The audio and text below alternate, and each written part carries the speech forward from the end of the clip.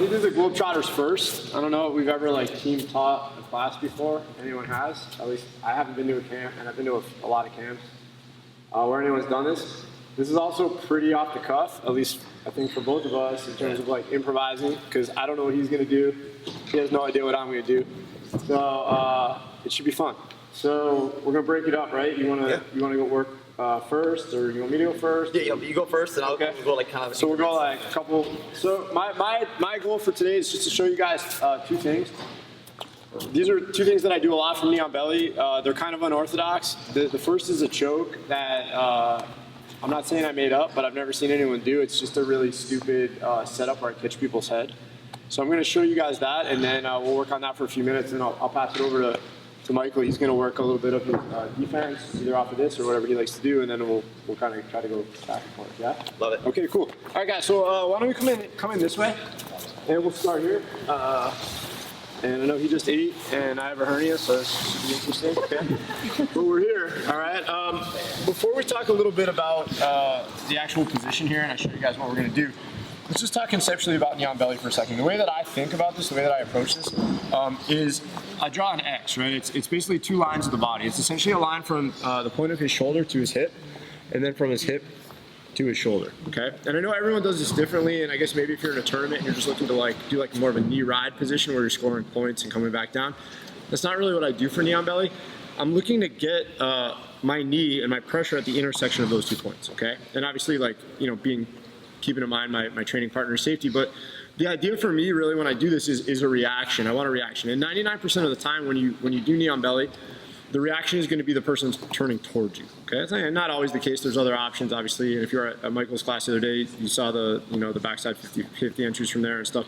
But for the majority of D techniques, it's generally like the person's going to at least try to face you. Maybe a lesser skilled opponent's actually going to physically push your knee, right? But most people will at least start to turn or relieve that pressure when you go up, okay?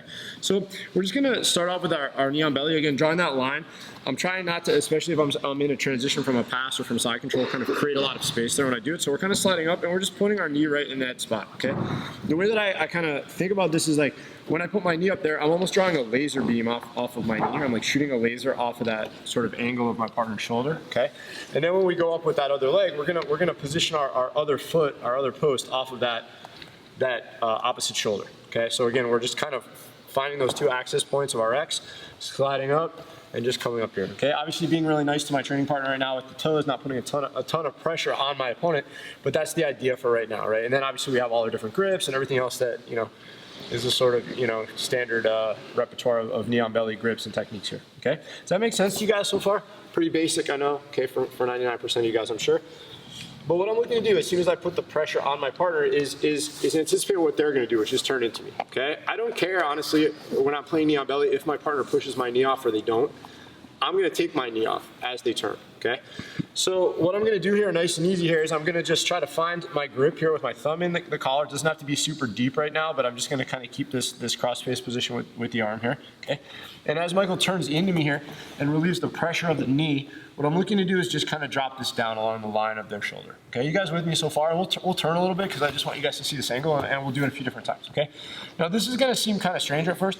I know there's a position here where we step deep and we kind of like look to choke here. That's not what I'm doing here, okay?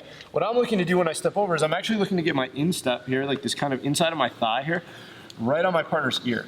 So I want there to be a pathway, okay, between his ear and his shoulder. I need this space open, okay? So what we're gonna do is we're literally just gonna wedge, we're gonna turn sideways and put the pressure right here and control the head, okay? I can keep my knee on the mat, but the idea here is that my partner can't turn their head back now. They're kind of stuck here with that wedge, okay? You guys with me so far?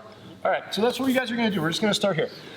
My partner's gonna turn, see if you can find the timing just to step without killing your partner, and use the inside here, okay? I'm not using my knee, I'm using like literally this sort of inside of my thigh to step, all right? So we're just gonna start here nice and easy with your pressure.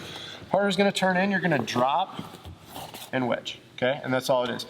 Test this as the partner on the bottom here to just try to see if you can kind of withdraw your head either way. You should be pretty stuck there. It's kind of annoying, okay? And that's all I'm doing. All right, so we're here. Let's change the angle once, please. Really, really easy. You guys are gonna come up knee on belly. We're gonna drop that, let our knee slide off, and just wedge it right there. You guys see I'm kind of turning down. That's all it is. And there should be daylight here between the shoulder and my leg, okay? This will make more sense in a second, but since I'm only going to show you guys 2 positions in my time here over the next, whatever, half an hour, I want to just kind of break it down systematically so everyone's kind of really comfortable just with the 2 steps or the 3 steps here, okay? You guys good so far? Yep. All right, let's go. Grab your partner, and let's work that. Remember, you don't want to step too deep. We need a pathway there, okay? This will make, I guarantee, more sense in like 5 minutes here, but just bear with you. Let's go. Ultimately, you want to be able to come at the tip of your knee and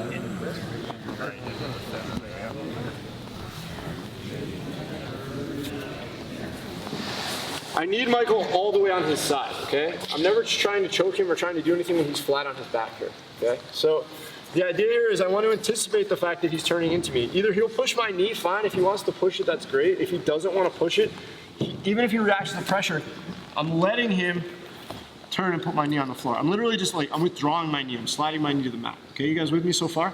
Okay. I see you guys doing this. That's not what I'm doing. Okay, what I'm doing is, I'm literally, just rewind for a sec, I'm literally just dropping this to his shoulder. Okay, so my elbow may be flared a little bit. I'm just kind of making a straight arm, so I have that blade of my arm kind of really connected here. Okay, and as he turns in, all right, all I'm doing is I'm literally just turning this sideways, almost like I'm gonna knee him if his head were over here. Okay, does that make sense to you guys? So now we have a little more space here, okay? And now his head is essentially stuck in this position because my leg is keeping him from turning into. Turn toward me if you can. Okay, good. Turn away from me if you can. Okay, you guys understand? He's kind of stuck there. So I have kind of like a captive audience there, not a finish. Okay. Now the finish is going to be a little unorthodox. So what I'm going to do is actually going to seem kind of counterintuitive. I'm actually going to pull up on the lapel. So I'm going to take that thumb in grip. I'm going to pull up to the sky. And then I'm going to drop my elbow to the mat. So it's going to be basically a bread cutter choke if I was in reverse. So my elbow would be kind of trying to go there, okay? So after you feel this a couple times, you'll understand what I'm doing. But it's more, oh, it's probably a feel thing than a see thing, but we drop, watch. I step and block. Now watch, we're going to pull up and drop down. That's all it is, okay? I catch everybody in this because nobody expects it. I think whoever I rolled with today, I think I did this to just about everybody I rolled with today. It's really basic. It's really stupid. Everyone's going to react the same way. Everyone's going to turn in. So my whole game here is really based on the idea that I understand the reaction. I know he's going to turn. So I'm dropping, blocking. So watch. All we do is, you guys see the space here, right? See the space? I should be able to see his neck. I should be able to check out his neck tattoo, okay? That's what I want you guys to do. Check out your partner's neck tattoo, okay? So we're here. I pull up, and I drop down. And that's all it is. We go 1 and 2, okay? So my forearm is what's doing the choking. Does that make sense to you guys? Cool? All right, let's try it. We can always add a few details or correct what we need to correct. All right, let's go. I think you need a little, and then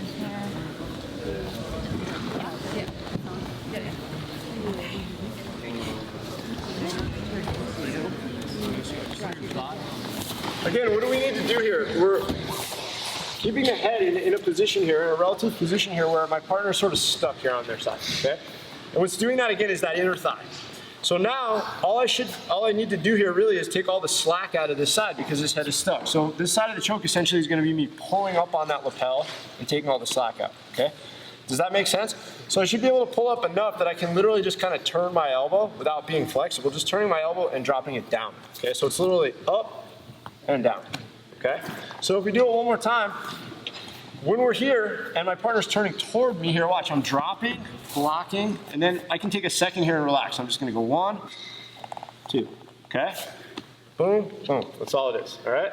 Can we just go like a few more times each, okay? Again, this may be, I know this is kind of a weird rushed way to teach, but I really want you guys to understand that all you're really doing is blocking the head. Once you do that, there's a ton of stuff we can do there, okay? Let's go, please, go. Artery, and then I'm blocking. Now I go. Okay. All right, so that's all bullshit. It won't work. Won't work. No, so my big thing is if you are a smart enough student, you can learn 2 classes at once in every class you ever take, right? So if your professor's teaching you how to do an arm bar, if you're a good uke and you're drilling it, you should be thinking, okay, my partner needs these things to do an arm bar. I can defend by taking these things away from him, right? So I think about every position the exact same, right? The reality is no position is good or bad if you know how to use it, right? Like if I can get to mount but I don't know any chokes, it's not very good. sitting there, right? So we look at everything in a certain way. So neon belly, I like neon belly bottom. I prefer to be here than anywhere else past my guard. Right? I think north, south, cross sides, mount, back is all more dangerous than neon belly. Right? So, but regardless of where he is, I think about the same things. Right? Where can he go from here? Right? What does he need to use from here? So positionally, he can go 4 places. He can go to mount, right? He can go down to cross sides. He can go to north, south, and he can go back into my guard. That's it. Right? He's probably not going to go back into my guard. If I threaten enough movement, he probably should return to guard to maintain top position as opposed to getting swept. But the odds of him picking guard are pretty low, right? So mount is a pretty high likelihood, right? North, south, and cross sides are all, those are 3 pretty solid places for him to go. If I can start to stop him from doing one of those things, I can now cut it down to 2 ways, right? And I can make him choose a pathway that I chose for him. Right? If I know where he's going, my defense, my recovery is much higher. And so if I'm being like mauled here, first of all, I don't react to this, right? Like if you just stay calm, you can relax. It's really hard to get enough pressure to actually submit somebody unless you're just a giant pussy. Right? So just kind of relax here and take it, relax. I can frame on him a little bit, but I'm not going to turn into him, right? I'm not going to make some big movement, right? My movements are very small when I escape. So all I do first thing is I block the mount. If I can bring my near side leg in, it makes it really hard for him to go to mount. I don't cross because I don't like how this feels for leg locks and that kind of stuff, and it's just kind of lazy, right? But all I do is like carve him out. I just keep this leg in. It makes it really hard for him to go to mount, right? It's a really easy way to shut that leg down. Go all the way like shoelaces to my kidney. Yeah, here, even here. It's really hard to continue to mount. If he tries to drive through me, I just go with, all right, now I'm trying to move. We have a good position from there, all right? So if he chooses to go down to cross sides, because I'm stopping him from going to mount, I just anticipate that and get some space, all right? Same with north-south, right? He gets frustrated, I'm not letting him go. I might stop him from going north-south. I might stop him from extracting back to cross sides. Might stop him, right? Then I give him a pathway, so he goes north-south, right? I'm looking to create some space from there. So all I'm doing is trying to limit his options and then make him think he chose a pathway that I actually chose for him, right? I can almost always get it down to 2 options. I can really never get him to do exactly what I want, right? So the reality is, like, I'm in a bad spot, right? I messed up, my guard got passed, I'm a neon belly, right? I'm making the best of a bad spot. If I can get it down to 2 options, now I have a coin flip. Not great odds. But as he transitions, I use that moment to escape, okay? So I'm not going to expose myself and make any giant movements to try to get away from him. I'm gonna shut everything down and stay super safe, right? As far as submissions goes, I think primarily guys are looking to attack the outside arm. So be careful of this. Obviously, you're not gonna flare that elbow, but there's times when I will, because I want him to go for the arm bar. But that's because I chose it, not him. Right? I keep myself safe here. Anytime I have my lapel touched, I view it as a potential threat, right? So I'm immediately getting frames in here, trying to keep him from being able to carve over, but it's always small, right? I'm not gonna punch this through and like do anything stupid. It's just little tiny things I wanna block, right? So I wanna be more frustrating than anything else, all right? I need him to get frustrated with his A game and start picking other options. And all I'm doing is funneling him in a direction that's more favorable for me. Now, there's times when I want him to stay on knee ride, right? I think that in the grand scheme of things, I think my guard recoveries are more solid from knee ride than from a staple from a cross-side pin. It's kind of a weak pin positionally because there's so much space there, right? Even a very low kind of compressed knee ride, there's still more space than a good, a dry dock position from cross sides. Yeah? So let's play with that a little bit and just kind of move around a little bit. See if on the bottom you can keep yourself safe. If you're on top, play with submissions, look for things here and there. Usually the best time to escape a position is when someone goes for a submission. All right? So all offense costs some defense. So if they're offensive, their defenses go down a little bit. That's usually when I try to get my guard recovery. So we pinch the inside leg to keep them from going to mount. It's surprisingly effective, but try to make it fail. Right? If you're a neon belly top player, try to force your way to mount. See if you can stop that. Right? See if I can say, okay, I want to let him go to mount. and stop the cross sides and stop the north-south, and then see if that works, right? So just try to pick where you want your person to go and see if you can force them to pick that option. Does that make sense? Mm-hmm. Let's play with it. All right, do whatever you want. Go.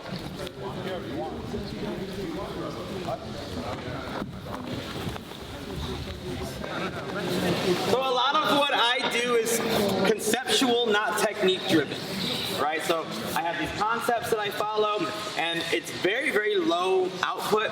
I think that when I started doing jiu-jitsu, many of the submissions we learned were all based off of an opponent's reaction, right? And so if I know that I have to make you react to submit you, the last thing I want to do is react to avoid being submitted.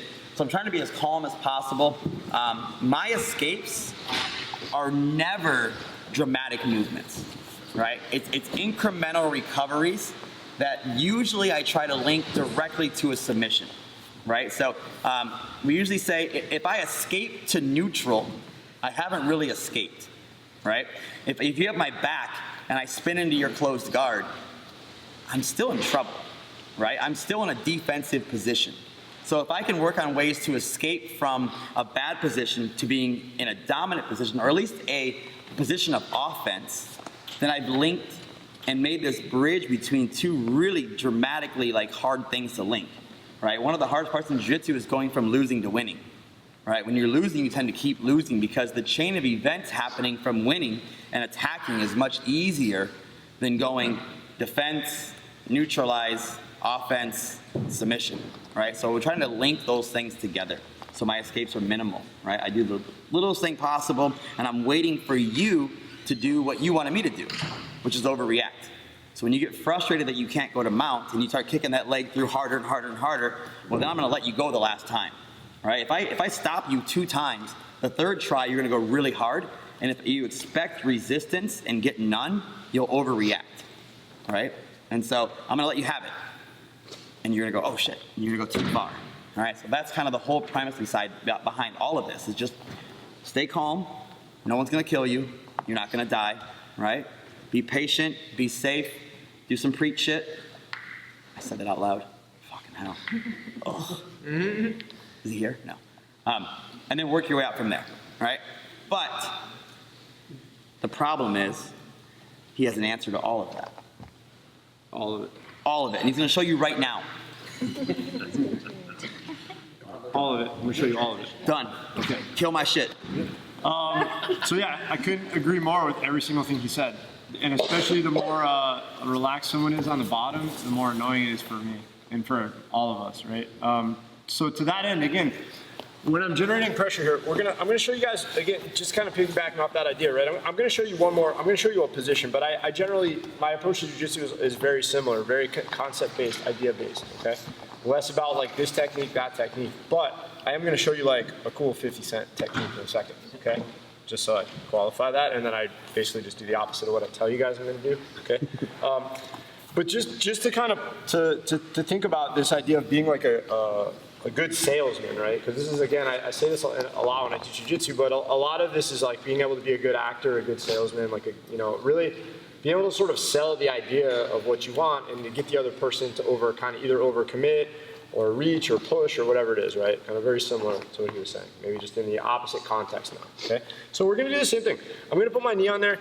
I'm gonna be maybe a little bit more insistent, even though I'm not really putting a lot of pressure on my opponent right now, on keeping the position, okay? And now I'm gonna start selling this choke. And it's just gonna be kind of your standard basic X choke here that I know anybody with more than 3 days of jiu-jitsu, or probably not even, maybe their first day, is gonna just instinctually know how to defend, which is bringing their hands in, blocking the elbows, right? Trying to protect their neck, okay? We've all been in this position where you have someone choking you, but they don't really have a good choke. Or maybe they really do have a good choke and you really have to commit to the, what do you do when someone's choking you? Escape? To the defense, yeah, you have to commit to the defense, okay? So we're here, right? I'm going up, I'm playing knee on belly, I'm doing all my stuff. Maybe I start with the crossface, okay? And I know, again, he's being relaxed, he's doing his thing, maybe he's trying to push me, right? I might have a hard time kind of advancing. So all I'm gonna do now is I'm gonna start feeding the collar here. Knowing full well that Michael knows jiu-jitsu, and as I, again, put my hand in the collar, right? Again, with my fingertips down, nice and relaxed as I slide, he's gonna start blocking me, okay? I have the back of the lapel open though, okay? So all I'm gonna do is reach in and I'm gonna start trying to wind my hand around, knowing full well that that choke is gonna get defended. It's very hard to choke somebody like this clean, okay? He's probably gonna defend, he's gonna start turning in. I can't really choke him, okay? But he's committed to the what? Defense. He's committed to the defense now. His energy, his focus is on the hand, okay? I'm gonna try to do this slow so I don't rupture my hernia and start crying. Okay, but here we go. So I'm gonna play here, Boom. I'm selling this. When I'm ready, guys, watch. I'm gonna unwind my hands. I'm gonna take a step, and then I'm just gonna do a little kettlebell swing. And sit him up, okay? And it happens really fast, okay? So when I do it, it's literally like pop, and I go, okay? I think I'm still alive. Okay, so we're here. Boom, I'm playing the game here. Again, he knows all this stuff. I can't put him out. He's blocking the far side, or he's trying to set me up. I'm not gonna take it.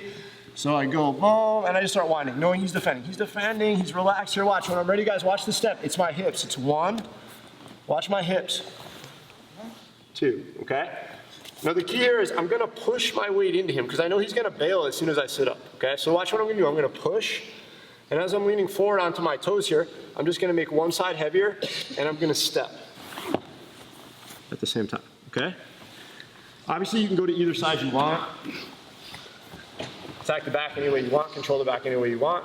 Just kind of get into the position. Okay, so again, this happens very dynamically. We're here. I'm playing the game. I just mess with his head. I mess with his head. I mess with his head when I'm ready. Boom. Boom. Okay, and you guys see again without him for a second, how when I take that step and I want to lift, I can't lift anything heavy right now, and I'm not using my arms anyway. I'm not very strong, okay? So even though he's a little smaller than me, I can barely lift him. So what I want you guys to think about is when you lift, when you take that step, it's your hips, okay? My hips do all the work here. I'm not lifting him with my strength, all right? Once more, please. So you guys are gonna be a little bit of a used car salesman here. Sell your move a little bit. I really don't know how to choke you. Boom. Hook goes in. Maybe I can feed the grip, probably not with him. Maybe he's already even escaping, and I'm gonna have to follow it up to mount, whatever it is. The point is I'm gonna work that transition, okay? Does that make sense to you guys? Okay, let's try that.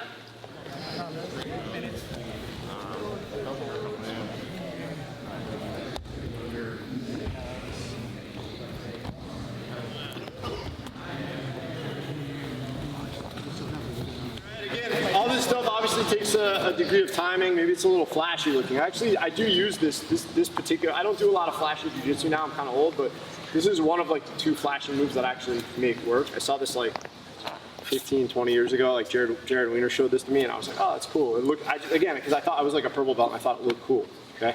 And it does look cool if you do it to somebody, right, obviously. But, excuse me, if you really want to make this work, right, again, you really have to sell the choke. The grips on the choke are kind of insignificant. The idea is just to get a reaction. It's just to get the hands busy here, okay? Which is, again, if you came yesterday to the class that I was teaching on stepping or wrestling or anything, it's the same thing. You got to just get the hands up, right? That's all. You just got to get the hands busy. So I'm just committing to the neck here. It doesn't have to be a loop. It can just be like this kind of thing. I just really want to like kind of just be annoying here and make, you know, even though I know how to have anything here, right? When I step at the same moment as that foot plants, my hips come forward. Right, so that's what I'm looking to do. I'm looking to, boom, pop my hips dynamically, okay? And then as soon as we're up, no, you're good. Boom, as soon as we're up, okay, I'm not gonna stay in this position, because if I just stay here, go ahead, just, whee, exactly with him. Yeah, I'm getting leg locked, right? With anyone else, they're probably like running away or turning into me, okay? Does that make sense? All right? But that's the idea, yes, sir. A quick question. We Yes. were experimenting, and if Uke kind of just keeps his elbows in tight, I end up coming down on top of his arm instead of threading the knee. That sounds like what we call a good problem. Yeah. Yeah. If I can trap your arm with my leg, that sounds like a good problem. Okay. Yeah. Go over his leg, trap the arm, that's perfect, okay? You guys understand, once we pop our partner up here, right? We kind of unwind the choke, we do our lift, right? And we pop our partner up here. As soon as we're pushing, the reason that I'm pushing into him is just to kind of weight him a little bit so I can weight my foot, right? When I weight one side, the other side becomes light. Okay, does that make sense, you guys? So as soon as you pop your partner up here, you're just driving in a little bit. Sorry, we're just driving in a little bit, right? So I can weight this side, and my step in will be easy, okay? I see some of you guys doing this, and again, I know I've showed it, you know, for 5 minutes, you've never done it before. You're gonna do this. You're just gonna like fall back like that, and hope that this guy stays on my back, which probably is not gonna happen, okay? So we want to lean to the side and we want to get some sort of semblance of control there. All right, so again, we have a couple principles at work here. One is be a good salesman. We're gonna kind of like do something here just to get our distraction, jingle like the shiny object in front of the baby here to get him to stop crying, right? And then we're ready, go, okay? As I bring him back, I still have to adjust the position, whether again, it's the choke side in this case or right, head side, whatever we're gonna start to do. Okay, does that make sense to you guys? So let's just go a few more times here before I pass the Dutchie back to my friend here, okay? And see if you can kind of do it slow, but see if you can do it all as one movement and really try to engage your hips, sell the grips a little bit, okay? And try to get a little bit kind of cleaner with how you're taking the back and controlling your partner, okay? Cool? Let's go. Okay, this is another kind of, again, conceptual thing, right? I know in 15 minutes showing you a flashy move maybe doesn't illustrate it very well, but we'll try, okay? So the idea here is a lot of the time when I'm trying to control the position depending on what I'm trying to do, right? For example, if I'm escaping, it generally may be making more space, maybe making myself bigger or longer or whatever it is, right? And versus when I'm attacking, in this case, I want to take the space away. So when I'm taking somebody's back, I want to shrink. I want to get as small as possible, okay? So when we're doing this, just again, something to think about here. In this case, we want to get as small as possible when we're going to actually get to that finishing position. Meaning, so I see some of you guys, especially if you're considerably taller than your opponent, right? If you're up really high here and you go to put your hook in, even if you kind of do the weight distribution right, look how much space we have to manage now. Like, even when I fall back, it's going to be almost impossible to hold on to him and control him in any sort of meaningful way, okay? Does that make sense to you guys? So try as you go here, okay? Once you get ready to go, once you set your partner up, we've got to bend our knees. We've got to get very small. I want to literally kind of connect my chest to his back, okay? Regardless of which side I'm going to fall to, okay? And you guys see I'm using my legs as I fall to. I'm bringing him up. Now, of course, I have a choke side. I would usually go head side, and I just don't ever play on this side, really, unless there's a bow and arrow choke or something. But you guys see, even here, I have a fighting chance to at least maybe hold on for a second.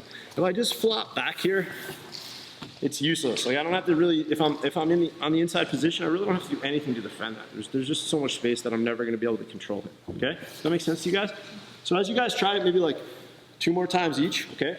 Try to go ahead and see if you can connect all the pieces now. I know, again, in 15 minutes, almost impossible to do that. But this is literally like speed checks. It's kind of fun. I've never taught a class like this. Yeah, it's like, shit, there's like 30 details. I have to give you all of them in 14 minutes. Okay, can't do it. But let's try, okay? So try to, again, just get slow. Think about connection. Think about controlling your partner, getting smaller, getting behind them a little bit. Okay, cool? Let's go. A couple more, please, Noel. Like, stand up again?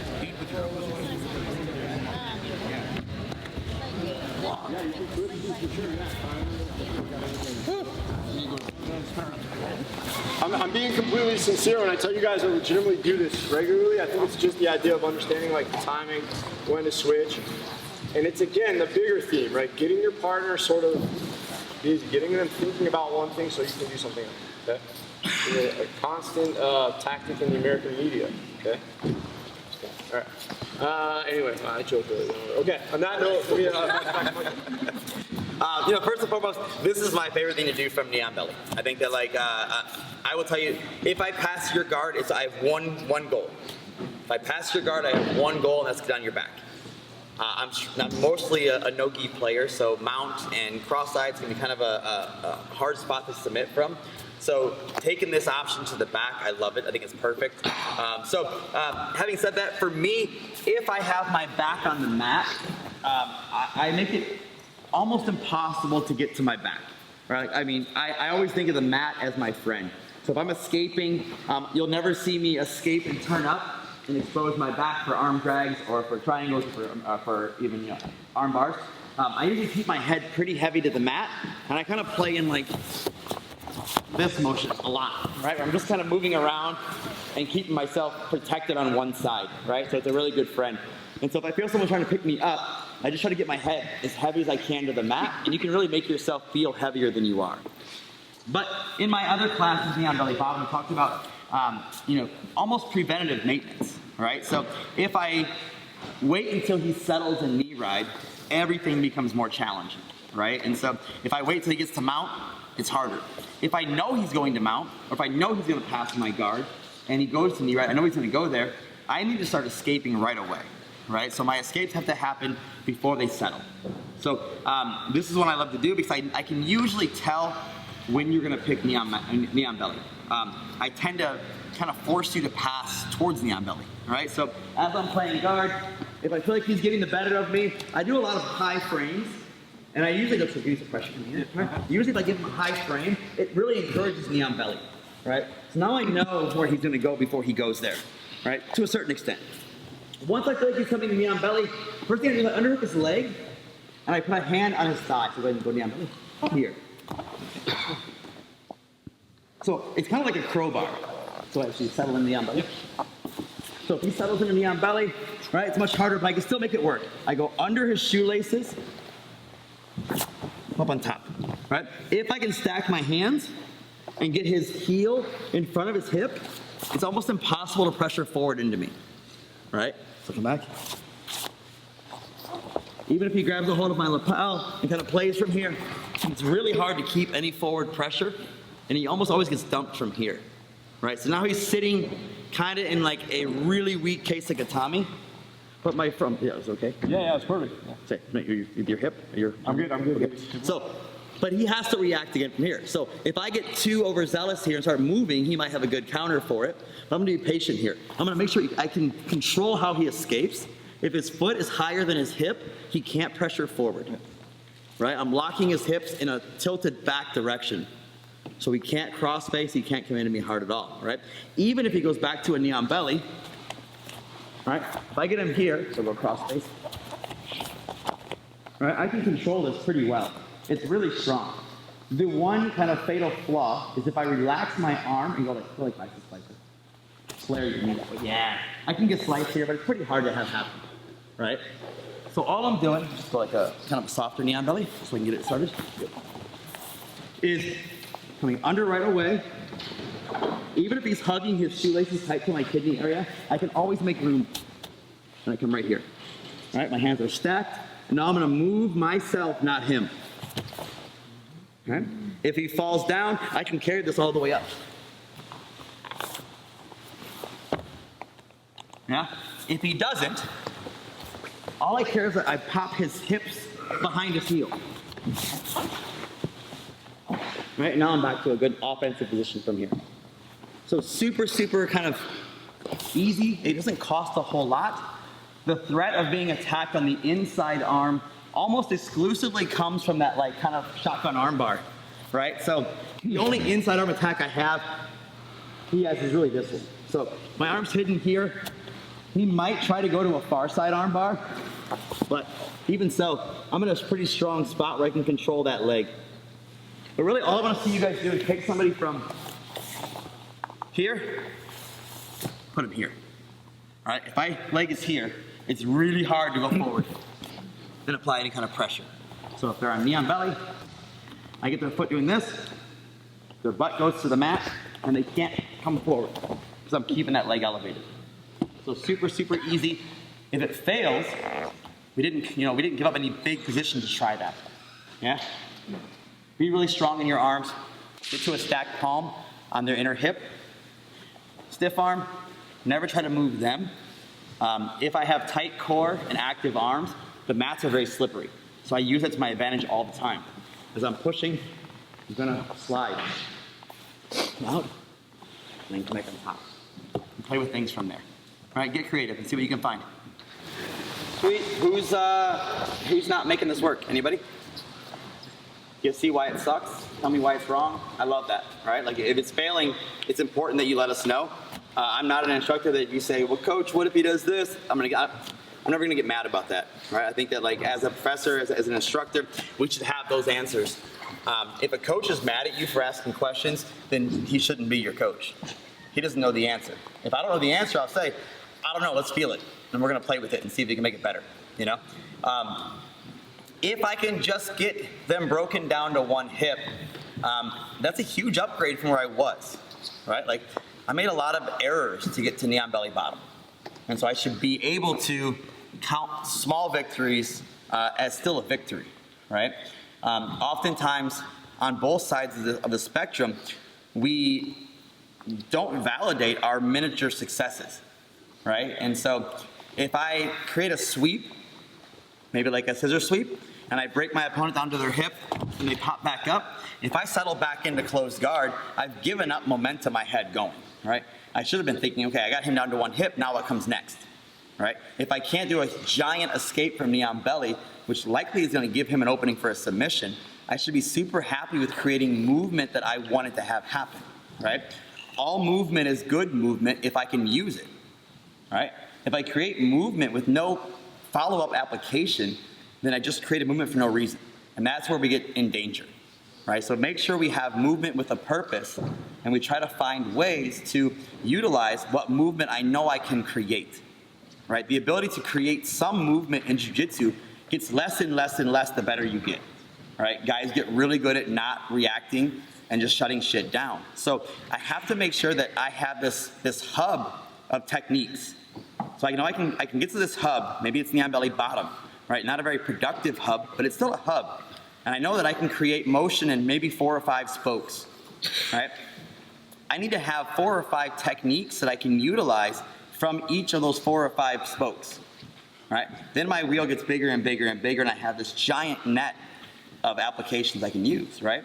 But if I keep it minimal and say, okay, this is my escape, when it fails, I get super defeated, right? But all I care is that I made you move, and now I gotta use it, okay? So I knew you were coming to knee on belly. I've got my structure inside. I stripped away a little bit, broke you down to one hip, right? If we look at things just from this, man, just from, sit down, here, right? No one would ever think he's winning this fight, right? Like, he's not winning, I'm not winning, but we're pretty neutral. If he comes forward and grabs my lapel and pulls into me, he's still not really winning, right? Like, he can't submit me from here.